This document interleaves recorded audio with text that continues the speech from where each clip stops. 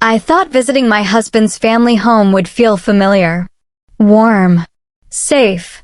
Instead, it felt like stepping into a life that was never meant to include me. The house stood quiet and proud at the end of a narrow road, old money written into every wall. As I stepped inside, the air smelled of polished wood and memories I didn't belong to. My husband walked ahead of me, confident, relaxed. This place was his. I was only a guest. Then I saw her. She was standing near the staircase, one hand resting on the banister as if she owned the silence around her. Tall, calm, unshakably composed. Her eyes met mine, and for a moment, the entire room disappeared. "This is my elder sister," my husband said casually. Arohi. Her name settled somewhere deep inside me. She smiled, not wide, not forced, but soft, knowing. The kind of smile that sees more than it shows. "Welcome," she said. Her voice was low, steady, intimate in a way that startled me. I told myself it was nothing. Just nerves.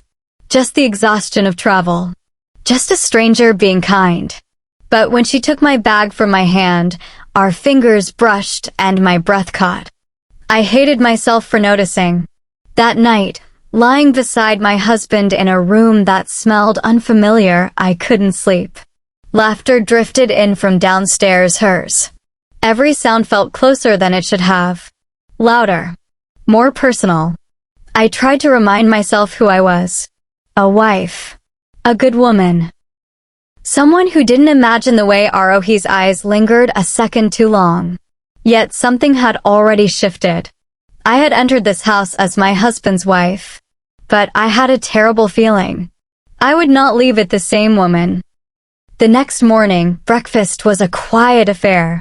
My husband chatted comfortably with his family, laughing at inside jokes I didn't understand. I sat across from Arohi, pretending to be absorbed in the coffee in my hands, but my attention kept drifting. She was elegant, effortless, moving through the room like she was part of the furniture, yet somehow, entirely apart from it. There was a grace in her small gestures. The way she tilted her head, the way she paused mid-step, as if deciding where her presence mattered most. And every time our eyes met, I felt a flutter in my chest, like my heart had forgotten how to behave. "Do you like the house?" she asked softly, leaning against the doorway with that casual poise that somehow felt intimate. "Yes, it's beautiful," I replied, keeping my voice steady, though it trembled just slightly.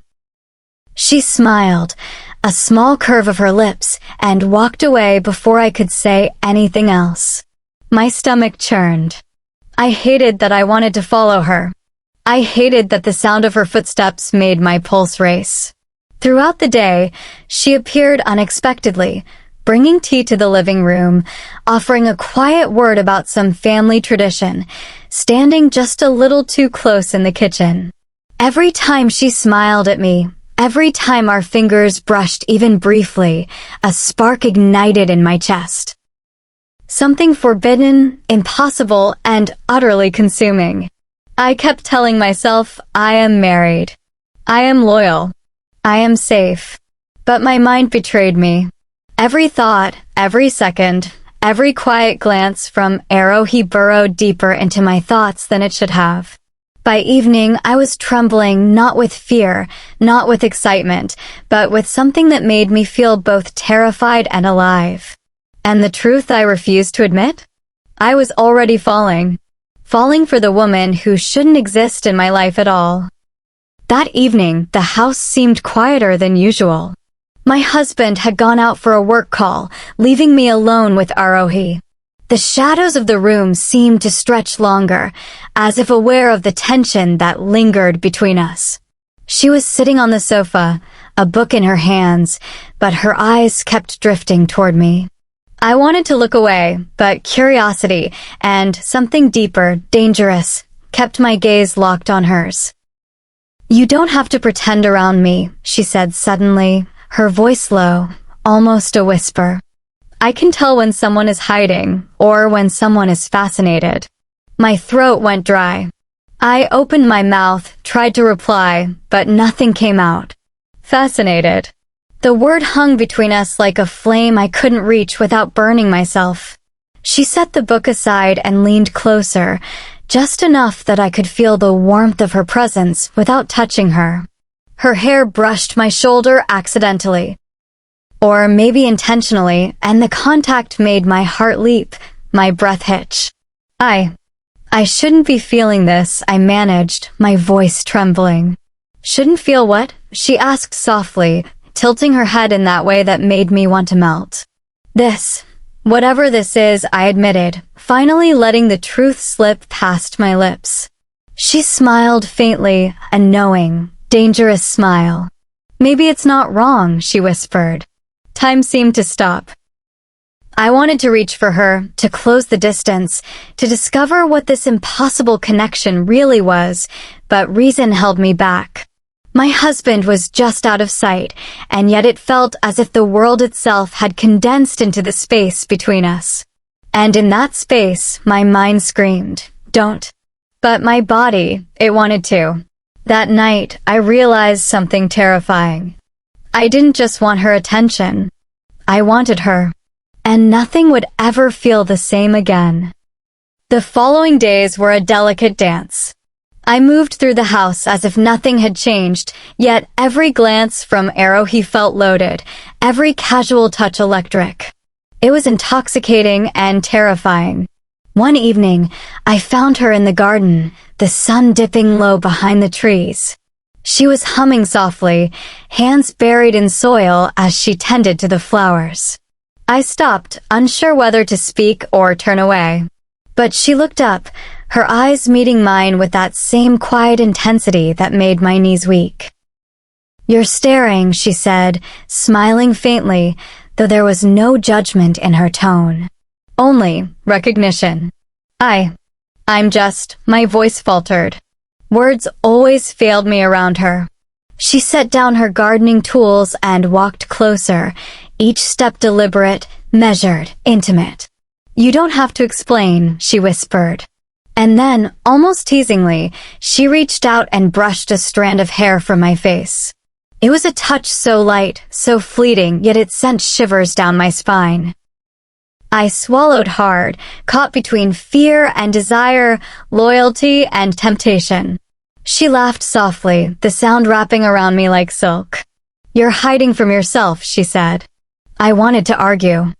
I wanted to remind myself of my marriage, of who I was supposed to be.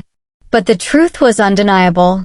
Every moment with her made my heart pound, my thoughts scatter, my body ache for what I could not name.